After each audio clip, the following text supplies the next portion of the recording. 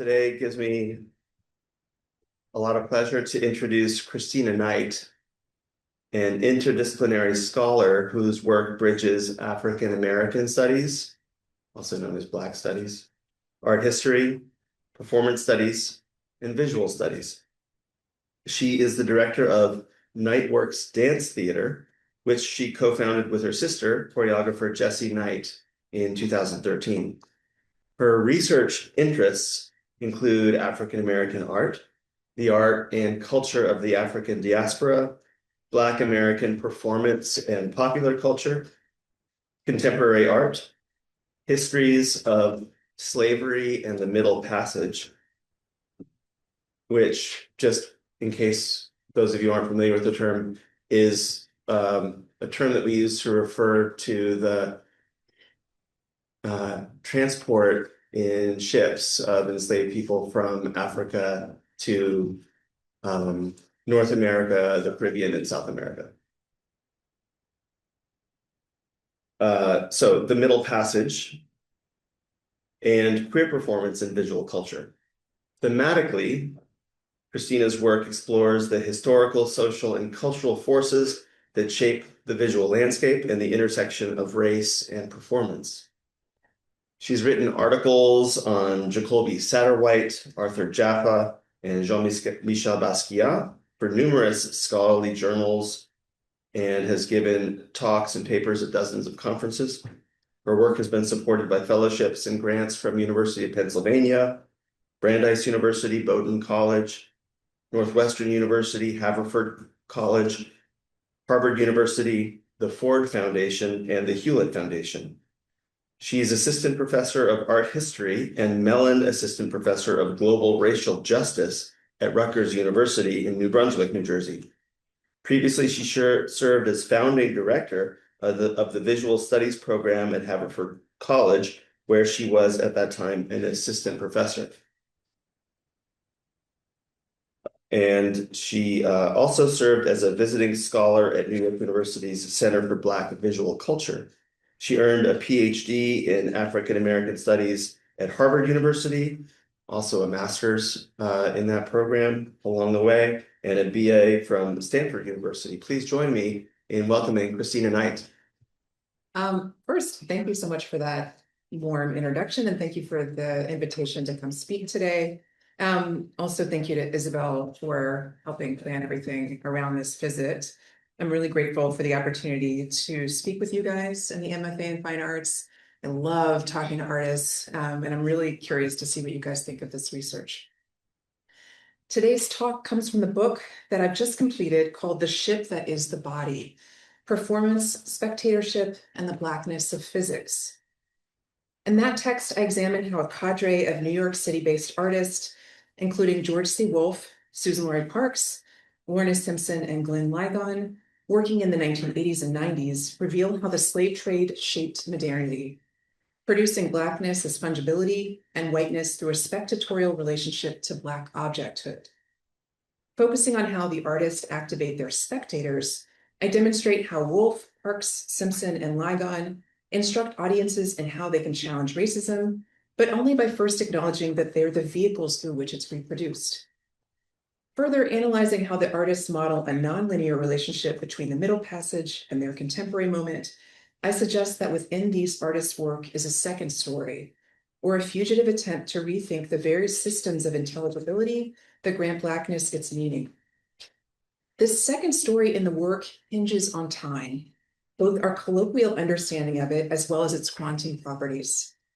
By pointing to elements of Black performance that mirror the spooky action of the quantum world, I illuminate how each artist unseats the determinism that governs common sense notions of both time and racial identity.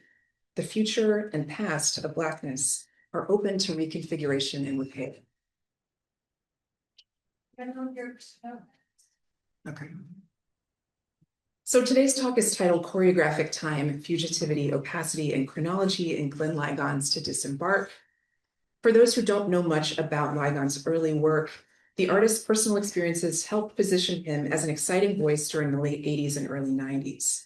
He grew up in a single-parent home in the Bronx, a fact that he often mentions as an important source of inspiration for his early work. His mother advocated for Ligon, whose quick learning merited a more challenging education than the neighborhood's public schooling could provide. Thus, he spent his early years busing out to a private school in the Upper West Side, an experience that created a familiarity and versatility with different kinds of cultural worlds. Indeed, Ligon's experiences growing up embody the notion of the cultural mulatto that cultural critic Trey Ellis outlines in his oft-cited 1989 essay, The New Black Aesthetic. Speaking of his own culturally mixed experience, Ellis describes the group saying, "We're the more and more young Blacks getting back into jazz and the blues. The only ones you see at punk concerts, the ones in the bookstore wearing little round glasses and short, neat dreads, some of the only Blacks who admit to liking both Jim and Toni Morrison." As a young Black gay man, Ligon's cultural mixture included Black literature studied at Wesleyan, critical theory picked up at the Whitney Independent Study Program, gay and lesbian writers discovered at the Oscar Wilde Memorial Bookshop in New York, and musical tastes ranging from punk to the Pointer Sisters. Ligon met with success relatively early in his career. During the 90s, he understood this recognition to be at least in part a function of the so-called political correctness of the moment, or the fact that the art world was finally beginning to consistently promote Black artists after decades of neglect. His first solo show was at Brooklyn's avant-garde gallery, Baca Downtown, in 1990, when he was just 30 years old.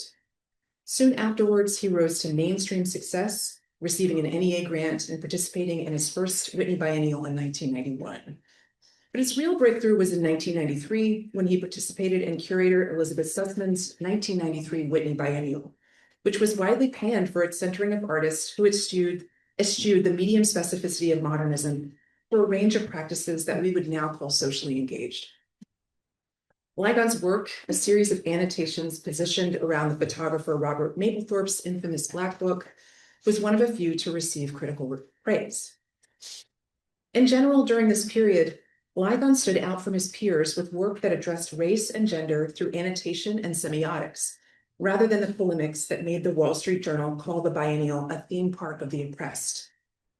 His background in code switching helped shape his merging of Black content with a methodical attention to language as a visual form.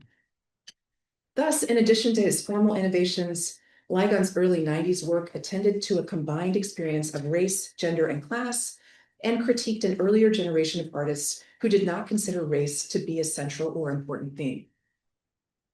His first work in installation, 1993's To Disembark, continued his practice of annotation and intersectionality, but for the first time, the artist extended his unwavering focus on text as a mode of address to also appeal to the body of the spectator. As this talk will demonstrate, the exhibition enabled Ligon to physically position the viewer to bear witness to the history that he invokes, inviting them to move in tandem with those whose subjectivity was transformed into objecthood when the slave ships took sail. The installation not only insisted on the structural roots of racism in the United States, it also promoted a response to racial redress that relied on spectators seeing themselves as active participants, reinforcing that structure or challenging it. Premiering at the Hirshhorn Museum and Sculpture Garden in Washington, D.C., the exhibition Glenn Ligon to Disembark was comprised of 2 rooms. Lining the walls of room 1 were 10 large lithographs made to look like posters advertising the artist as Runaway. And these featured physical descriptions of Ligon that were contributed by unwitting friends. So we just asked people, describe me, and then he ended up putting them on slave runaway posters. Scattered on the floor were 9 shipping boxes made to the specifications of the box that shipped and enslaved Henry Box Brown from Virginia to freedom in Philadelphia in 1849. These boxes emitted a range of sounds, including songs in the Black American tradition from different historical periods, the artist reading Henry Box Brown's narrative, and even the quiet beating of a human heart. By contrast, the second room of the exhibition featured 4 door-scaled stencil paintings that the artist painted directly onto the gallery walls. Each included a repeated phrase from Zora Neale Hurston's 1928 essay, How It Feels to Be Colored Me.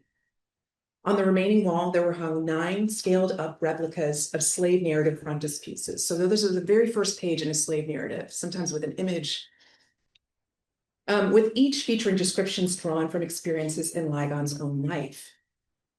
In organizing To Disembark, curator Phyllis Rosenzweig invited the artist to choose objects and paintings that were loosely related through their reference to themes of slavery, identity, and the artist's personal experiences. The result was an exhibition that linked the workings of identity politics with the history of slavery, while also gesturing to the power of Black expressive culture to articulate new modes of social belonging. So in this talk, I'll closely read To Disembark, mapping the interventions of each room, the discourses of fugitivity, opacity, and chronology. I'll argue that taken together, the boxes and posters of room 1 offer a definition of identity that's relational and dynamic, calling into question the idea of authentic Blackness and suggesting that racial authenticity itself has roots in the visual culture of white abolitionism. Similarly, in room 2, the slave narrative frontispieces employ narrative form in order to multiply frame a Black life for an audience, while the Hurston-themed text paintings instead reproduce the problem of representation as it pertains to Black subjects. In a world in which how it feels to be colored continues to be defined by a sharp white background, the artist chooses to represent opacity. Finally, I'll discuss how Ligon's choice of Henry Box Brown and Zora Neale Hurston as subjects reflects a turn to what I call choreographic time, or a skilled and purposeful convening of the living and dead across time and space. I'll argue that if the language and visual culture of slavery reproduce a seemingly fixed relationship between white subjects and Black objects, then Ligon disrupts this association by encouraging a felt connection between the viewer's body and those of long-dead interlocutors, whose lives modeled performance as a mode of Black praxis within white supremacy. In staging this ghostly encounter, To Disembark destabilizes the smooth march of linear time, instead imagining time's traversability. Ultimately, reading To Disembark through choreographic time reveals a radical imagination in which a viewer's actions in the present can reconfigure and repair the slave fest. Upon encountering the shipping crates and slave runaway posters, a viewer walking into the first room of To Disembark was invited to make connections between the idea of fugitivity during slavery and the plight of contemporary Black people. For example, one poster reads, "Ran away, Glenn Ligon. He's a shortish, broad-shouldered Black man, pretty dark-skinned with glasses, kind of stocky, tends to look down and turns in when he walks. Real short hair, almost none. Clothes nondescript, something buttoned down and plaid, maybe shorts and sandals. Wide lower face and narrow upper face. Nice teeth." Including details of dress and comportment familiar to actual slave runaway broadsides, the description ends with a chilling reference to the artist's dental health that brings to mind the inspection of livestock before a sale. Perhaps more importantly within the context of the exhibition is the idea that this language, which again is most likely a compliment from a friend meant to imply the artist's general attractiveness, that holds the shape of the other association simply because the person being described is Black. In this way, To Disembark tells us that it engages the legacy of slavery specifically by attending to the mechanisms through which racist ideas deriving from the era of slavery persist into the present day. If one of these mechanisms is the language through which all contemporary people unwittingly describe post-slavery Black subjects, another is visual representation.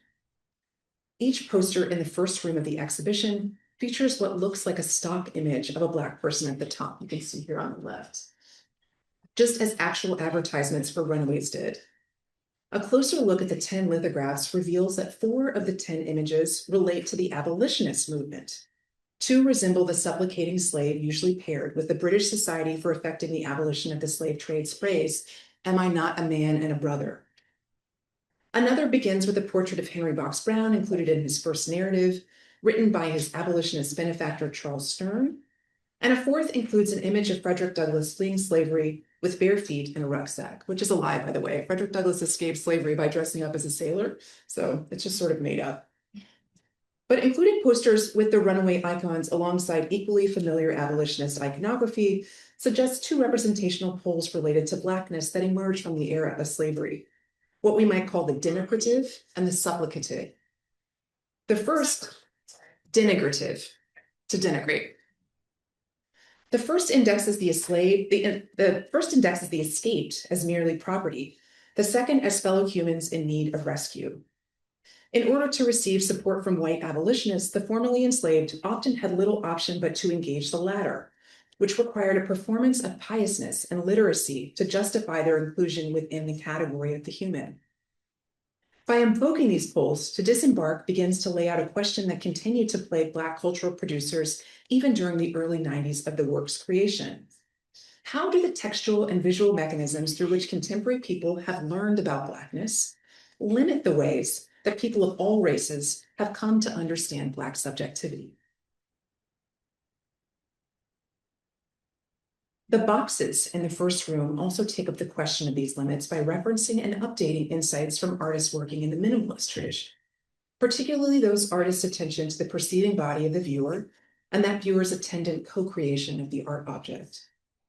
For example, in Robert Morris's 1966 essay, Notes on Sculpture, he tells the reader that in the newer aesthetic, which is soon to be called minimalism, the internal relationships of the art object decrease in importance as the work calls attention to the shifting relationship between viewer, light, and space. Further, during the mid-20th century, work of this type often took on the simple geometric shape of a cube. Ligon shipping crates resemble minimalist cubes, but also include sounds derived from different historical periods, creating a sense of repetition, connecting more contemporary experiences of Blackness to historical ones, particularly, if not exclusively, through a legacy of violence. The terror described in KRS-One's Sounded of Police is analogous to the lynching history discussed in Billie Holiday's Strange Fruit. Thus, the sounds emerging from within, all Black sounds, heighten an awareness of the viewing body as raced and complicit, both in producing the art object and the racial other. If the runaway posters suggest that Glenn has run away, perhaps multiple times from multiple masters, then the boxes also suggest that it's the artist who's being conveyed somewhere, perhaps multiple places from multiple points of origin. In his second narrative written by himself, Henry Box Brown tells the reader that he emerged from his box singing a hymn of his own creation. Performance scholar Daphne Brooks argues that Brown's rewriting of Psalm 40 into a hymn of deliverance is another strategy that the formerly enslaved man used to free himself and to convey his experience to his abolitionist audiences. It's fitting then that Ligon employs songs as stand-ins for the escaping Black body that the audience never sees. The looping music tells a story of ongoing resistance in the face of racialized violence and its many historical returns. Yet, if to use a minimalist form calls attention to audience, then the use of 9 different songs in the place of 9 dematerialized bodies suggests that Ligon's performance of self multiplies and destabilizes Box Brown's original gesture. When To Disembark's audience approached each box, they rehearsed the unboxing of the ex-slave, pausing to understand the connection between the song and the person it indexes. Taken together, the collection of songs suggests a definition of identity that's relational and dynamic, rather than one that consolidates into a true articulation of self that's rooted in a particular time or place. This strategy calls into question the idea of authentic Blackness. Moreover, it suggests that the notion of racial authenticity itself has roots in the history of slavery, or at least in white abolitionism. The second room of the exhibition pushes this idea even further, probing the authenticating apparatus of slave narratives and juxtaposing that tradition with text paintings that plunge the viewer into inscrutable darkness. The second room of To Disembark subtly expands out from the idea of fugitivity while maintaining the iterative quality introduced in room 1. Lining one wall were 9 etchings of chine collé, each made to resemble an enlarged version of the first page of a slave narrative. Like in room 1, these works reference the artist himself, particularly different elements of his life and upbringing. Here, however, the artist's own voice humorously paired contemporary experiences with the 19th century's style of delivery. The other walls of the second room contain 4 door-sized text paintings with phrases taken again from Zora Neale Hurston's essay, How It Feels to Be Colored Me. The combination of works that engage slave narratives, a literature genre with an ostensibly pedagogical function, and the accompanying paintings, which repeat a singular phrase until they bleed into darkness, encourages audiences to reflect on how Black experiences might meaningfully be conveyed to non-Black audiences. In particular, Room 2 juxtaposed the expectations of white audiences with Black affect, or how it feels to be colored under a white gaze. Okay, I don't know why we can't see that. We'll look at this one instead. Unfortunately, this is not the one that I'm talking about, but you can see at least what the kind of blown up slave narrative looks like and the scale. A representative etching uses the language of a slave narrative to bring the plight of the contemporary Black artist into view. It begins Black Rage, or How I Got Over, or sketches of the life and labors of Glenn Ligon, containing a full and faithful account of his commodifications of the horrors of Black life into art objects for the public's enjoyment. So you can hear that kind of 19th century delivery, like the sentence is way too long. This etching links the expectation that contemporary Black artists perform their racial pain for eager white audiences to the slave narrative tradition. The etching's hyperbolic title is followed by the phrase with a portrait, though none is shown, and then by a quote from Black feminist scholar, Bell Hooks, we got it. That quote reads, "When we talk about the commodification of Blackness, we aren't just talking about how white people consume these images, but how Black people and other people of color consume them, and how they become ways of knowing ourselves." In place of the aforementioned portrait, the quote deconstructs how the consumption of Black visual culture contributes to and potentially perpetuates the visual logics of race and racism for both white and Black viewers. The decision to sidestep the visual culture of slavery in Room 2 instead directs the audience to language as both a symbolic system and a visual code. Okay, now we're on the correct slide. A different narrative explores how abolitionists promoted the veracity of Black authors, suggesting that even contemporary Black artists' authenticity derives less from the nature of their personal and artistic explorations and more from their reception by white benefactors. This frontispiece, which begins Black Like Me, or the authentic narrative of Glenn Ligon, concludes with a letter of support, much like those included in Henry Box Brown's original slave narrative, letters that precede and crowd the description of the life and slavery that follows. Addressed to the public, the letter discusses the artist's fabled panorama or mirror of oppression, going on to tell the reader, "I've had the pleasure of seeing it, and I'm prepared to say, from what I myself have seen and known in times past of oppression, in my opinion, it is almost, if not quite, a perfect facsimile of the workings of that horrible and fiendish system." Rather than including the name, the letter is simply signed a white person. Here, Ligon satirizes the notion that the author's whiteness alone positions them to authenticate the artist's depiction of slavery, even suggesting that it very nearly represents the institution based on the writer's own experience of oppression. The frontispiece introduces an important factor that continues to shape mainstream acceptance of Black artists. In order to be legible to white audiences, Black artists' representation of racial pain must rhyme with these audiences' own experience or imagined experiences of oppression. From the multiple frontispieces in the room, a layered sense of the artist emerges. Other etchings allude to various experiences in Ligon's life, including his penchant for travel. There's one called A Colored Man Round the World or A Stranger in the Village, his desire as a Black gay man. There's one very humorously titled Incidents in the Life of a Snow Queen, as well as his relationship to his family. One is called A Pilgrimage to My Mother's Land, and that one describes an interesting account of a journey among the people of South Carolina in the year 1976. As in Room 1, together the works constitute a kind of shifting portrait, while at the same time they illuminate and frustrate the audience's desire for full disclosure. Though the language of each first page tantalizes the reader, the narrative begins 9 times, but it never concludes. And though each narrative contains an ostensibly faithful account, each calls attention to the ways that language contextualizes the audience's reception of Blackness and the Blackness that follows, which is to say a narrative framed with Black rage necessarily unfolds differently than one that centers exile or interracial desire or intergenerational difference. the truth of the Black subject shifts between multiple narrative frames. The text paintings on the opposite wall further explore how a text frames its Black referent. The human scale paintings themselves are at once an appeal to a situational view of race, the phrase, "I feel most colored when I'm thrown against a sharp white background," and the power of self-narrativization, the phrase, "I do not always feel colored." The paintings also bridge and blur text and image. As part of his process with this type of painting, Ligon uses the same stencils to paint the repeating phrase, moving from top to bottom. As the stencils themselves collect paint, the words become muddier, running into one another.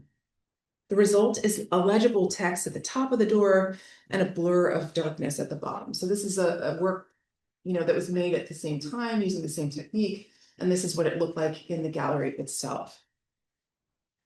Additionally, the human scale of those paintings addresses the viewer both as a reader and an embodied actor, one called to respond to an idea and politicized situation in real time. In either case, the paintings resist textual coherence by withholding a narrative arc.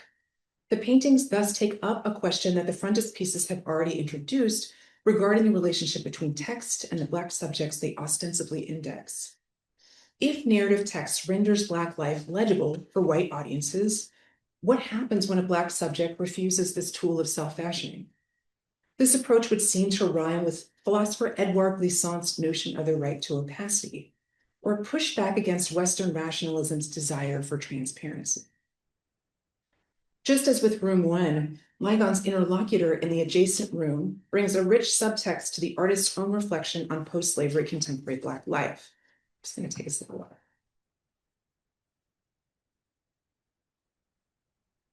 During the early 20th century, Zora Neale Hurston was widely known for her brassy, unapologetic tone, and she was criticized, perhaps most famously by Richard Wright, for sharing views that could be co-opted by conservatives hoping to keep Black people in their place.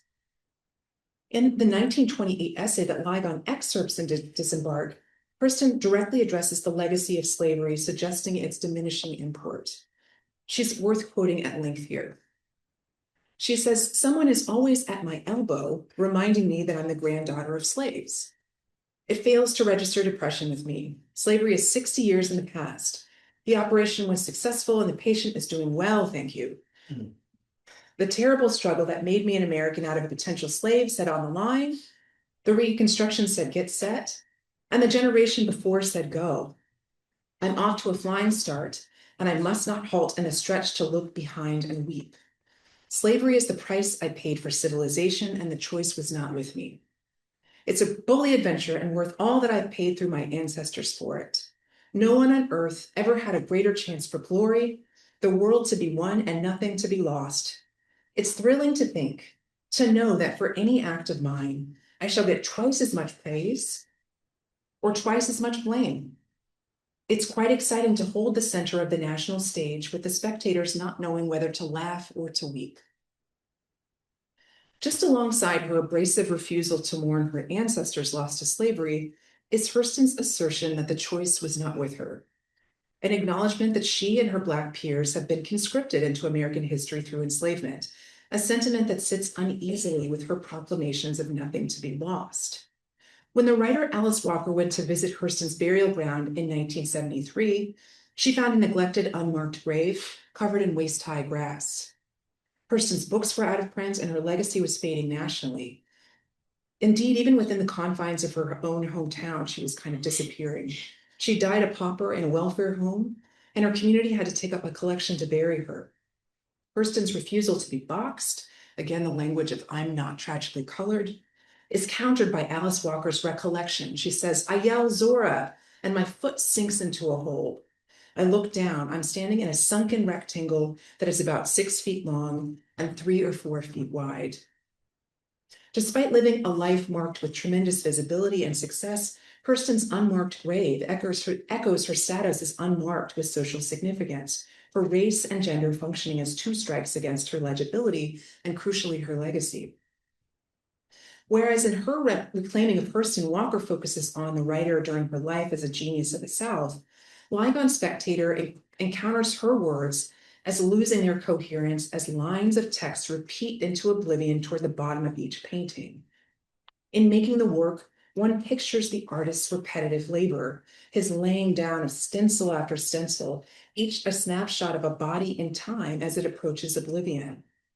In experiencing the text paintings, the viewer thus bears more metaphorical witness to Hurston's death as her words blur into abstract signs, hieroglyphics of loss, islands reabsorbed into a dark sea.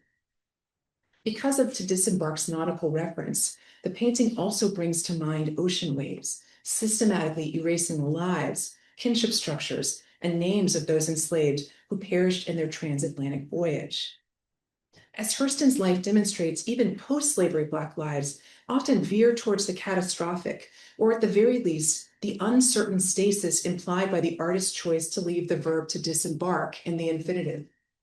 In this way, the text paintings of To Disembark enact a kind of mourning. If the slave narrative frontispieces repeatedly attempt to describe the contours of a Black life, then the Hurston-themed text paintings fail at this task by design. Just as the process of enslavement converted a multiplicity of African ethnicities into an all-consuming idea of Blackness, the exhibition suggests that contemporary Black people are endlessly called upon to give an account of their experiences, whether it be in music or literature or contemporary art, only for those experiences to be consumed or subsumed in what appears to be a Black monolith. Indeed, this sense of the constrictions inherent in Black ancestry provide the subtext for Hurston's insistence on personal freedom, even given her awareness of the possibility of failure. Rather than resisting this homogenizing process, the text paintings in Room 2 perform it. They repeat Hurston's self-assertions until they lose meaning as both phrases and individual figures within the painting. In doing so, they offer a revised take on opacity that combines the freedom from transparency with the threat of obscurity. Thus, if the slave narrative frontispieces employ narrative form in order to frame a life for an imagined audience, the text paintings instead reproduce problem of representation as it pertains to Black subjects. Again, in a world in which how it feels to be colored continues to be defined by a sharp white background, Ligon offers a nuanced, if ambivalent response. Yet Hurston's attention to Black feeling alerts the viewer to an additional element of To Disembark, how Black bodies hold the memory of earlier historical periods through performance practices, and how these performances might link the present to the past in ways that unsettle chronological unfolding. All right, I'm moving to a blank slide just because this part's a little complicated. All right. As it juxtaposes different historical periods with the present, To Disembark offers its viewers a theory of time. In standard historical accounting, Box Brown's narrative precedes and contextualizes Hurston's essay. Brown's abolitionist performances, beginning when he emerges from his box singing, make possible Hurston's own expressive voice. Her audacity, in turn, enables an artist like Ligon to humorously invoke slavery in order to deconstruct the constraints of identity politics some 65 years later. In this kind of reading, sequential events take on the quality of being inevitable, as time and progress move Black people away from the terrors of slavery towards a better, more equitable future. And yet, closely reading Ligon's interlocutors reveals that Zora Neale Hurston's description of white Americans poised to laugh or weep as she stands at the metaphorical center of the national stage very nearly replicates Henry Box Brown's audience of abolitionists, poised to celebrate or mourn, depending on the fugitive slave's condition. Moreover, this attention to the enactment of racial identity in front of a white audience that doesn't know whether to laugh or weep is echoed in Ligon's own creative expression, with the content of To Disembark shuttling between satire and somber reflection on how the history of slavery continues to shape our perception of Black lives, even ones of relative privilege. Here, literature scholar Saidiya Hartman's notion of the afterlife of slavery offers a useful, if limited, framework. Throughout the exhibition, Ligon occupies the form and language of earlier periods in a way that hints at contemporaneity. Not only are the enslaved our contemporaries, people like Hurston are as well, particularly if we think of precarity as being productive of Black identity. In the space of the exhibition, this looks like the posture of Black performers and white audiences remaining largely unchanged, despite the forward march of historical time.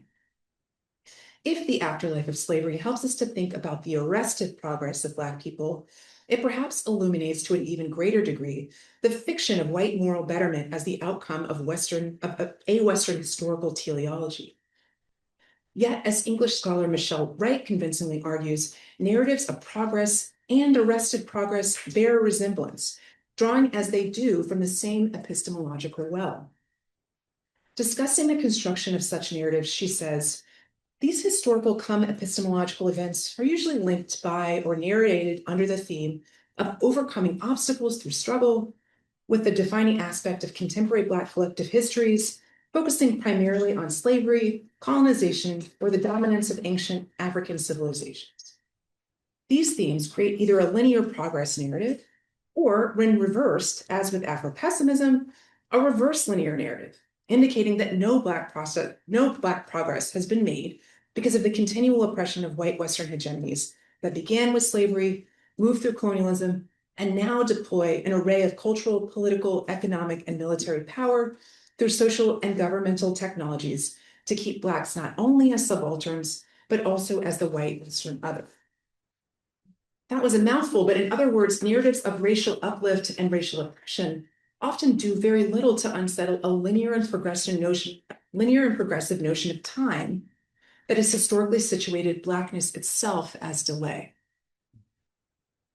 Instead, I want to offer a different reading, one that maps the relationship between the different historical moments on display through an attention to the Black body and how it holds or keeps time.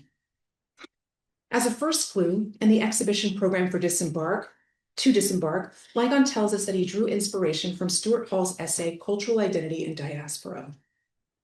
In that writing, Hall discusses the role of representation and identity formation within the African diaspora, arguing against Black art as a mode of recovering a true African identity that was obscured during the eras of slavery and colonialism. Instead, he argues that representation can help Black subjects to locate themselves along intersecting axes of a shared history of dislocation, as well as the cultural differences that life within the varying contexts of the diaspora has engendered. In Hall's words, cultural identities are the points of identification, the unstable points of identification or suture, which are made within the discourses of history and culture, not an essence, but a positioning. This dynamic, even somatic model, works well within the context of Ligon's exhibition. He links his own expression to Henry Box Brown and Zora Neale Hurston through a relationship to the history of slavery, but also attends to the difference and distance that varied historical periods lend to experiences of Blackness. In the same way that Ligon resists a singular identity throughout the exhibition, he also resists a chronological or linear accounting of Black history, instead opting for a phenomenological approach that hinges on the bodies and experiences of his viewers. In room 1, Ligon mounted the slave runaway posters in a serial way, which reflects the way that visitors often move through gallery spaces. Yet the sound-filled boxes in that room interrupted that looking, inviting a series of embodied encounters. Similarly, in room 2, the viewer was pulled from their reading of the slave narrative frontispieces to an almost confrontational relationship with the text paintings, whose repeating phrases melt into darkness, and whose scale resemble coffins as much as doors. Throughout, Ligon alerts the viewer to their embodied presence, in a sense choreographing their steps by appealing to and then ultimately refusing their desire to read and thus fully understand the historical references on offer. This refusal also short-circuits a linear sense of history unfolding. To rehearse a by now familiar point, there's some really important reasons to challenge linear progress narratives, particularly given their origin in Enlightenment era thinking.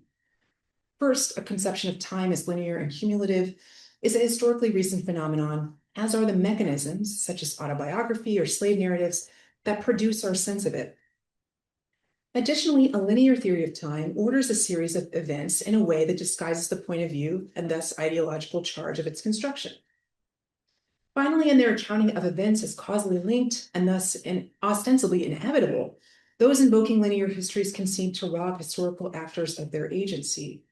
Instead, Ligon engages in what I call choreographic time, or a gathering of historical actors into conversation with the viewer by way of a posture. In this case, a Black body standing before a white audience that does not know whether to laugh or weep. What is choreographic time? The word choreographic calls our attention to a skilled and purposeful convening of bodies, but the forms on offer here derive less from the history of Black proscenium dance than the repertoire of the Black quotidian. The way a Black body reacts when a white body withdraws in fear, or the way that body shies away from certain probing touches. It recalls the way that Black bodies develop in relationship to structural inequality, the numbing fatigue brought on by chronic stress, the curved spine born of endless waiting. But invoking Black performance by way of choreographic time also opens up another register entirely: access to ancestors and to historically rooted means through which to build community in shifting, even catastrophic environments. In Disembark, Ligon employs choreographic time as a gathering of people living and dead, all of whom contribute to the dance. Ligon's staging of a particular experience of the Black body under white supremacy thus enacts Paul's point of suture, or the moment of contact between otherwise differently sited and historically situated Black experiences. And Disembark does this work through a racially calibrated phenomenological address, asking the viewer whether their position falls alongside Ligon, Hurston, Brown, or whether they occupy the position of a seemingly unchanging white audience, indifferent to the performance unfolding in front of them. In doing so, Ligon's taking up of Paul reveals racial identities themselves to be things enacted, rather than unchanging ontological positions.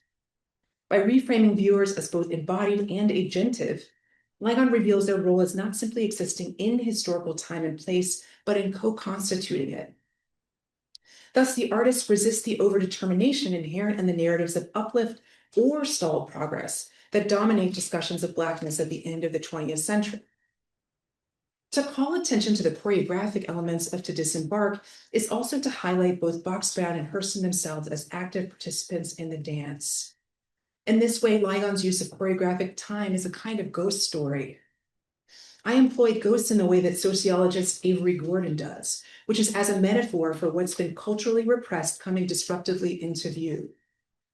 Invoking Box Brown and Hurston reminds the viewer of the worlds those figures once inhabited, racist, violent worlds that contemporary subjects have ostensibly left in the past, first with emancipation and later with the end of Jim Crow. Instead, these historical figures point to how a posture of a Black body in front of its white audience, ever ready to instrumentalize its pleasure or pain, has not disappeared as a trope.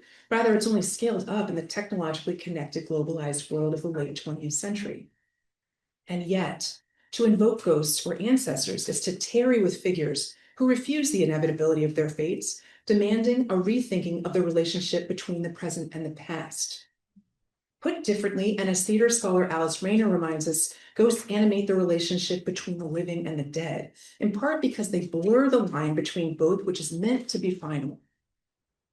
Importantly, this holding of the dead as a race apart is not a timeless phenomenon in the West.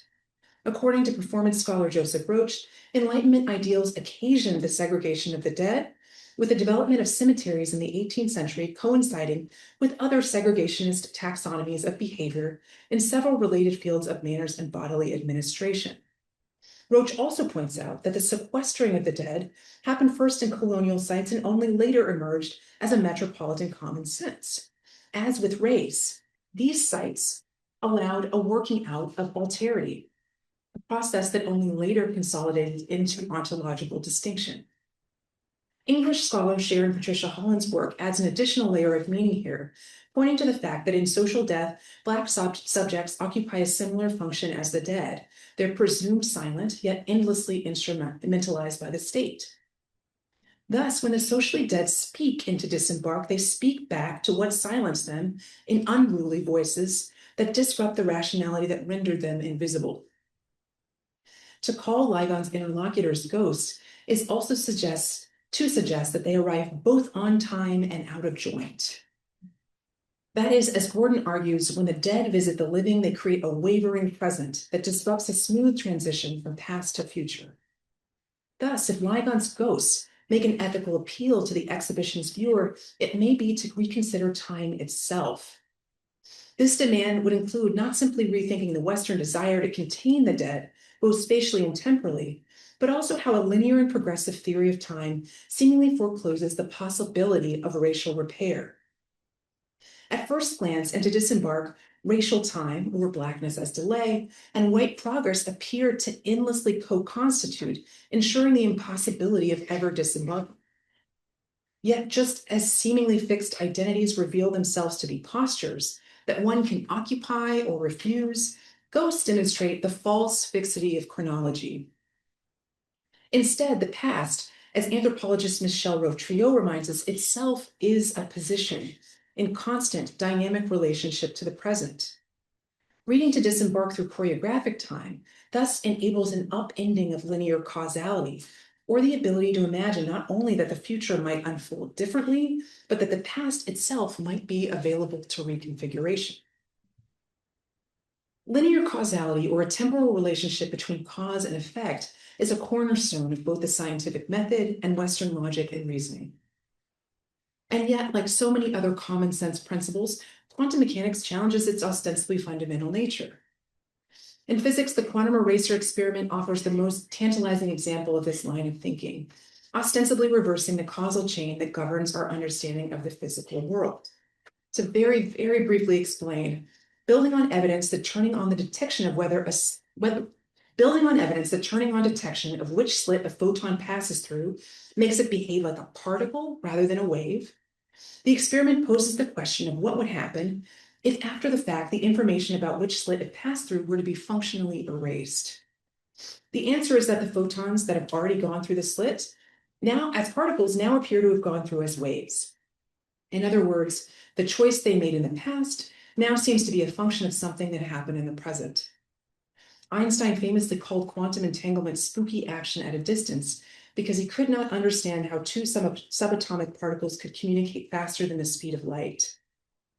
Reading to disembark through choreographic time collapses the two meanings of spooky, enabling a productive overlap between a quantum understanding of time, in which causality is nonlinear, and the temporally disruptive work of ghosts and the African diaspora.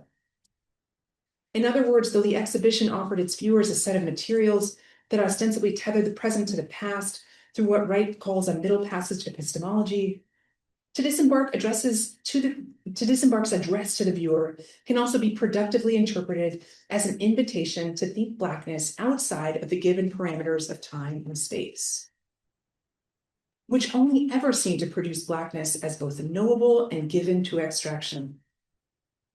Instead, Ligon's invocation of the dead, along with his invitation to dance alongside them, reflects what philosopher Denise Ferrara da Silva calls traversability, or the moving back and forth across time. Specifically discussing Octavia Butler's writing, da Silva thinks about the radical potential of characters such as Dana in the 1979 novel Kindred. Dana's time travels back into the violence of plantation slavery reveal Butler's understanding that actions, of course, have serious consequences. That's cause and effect.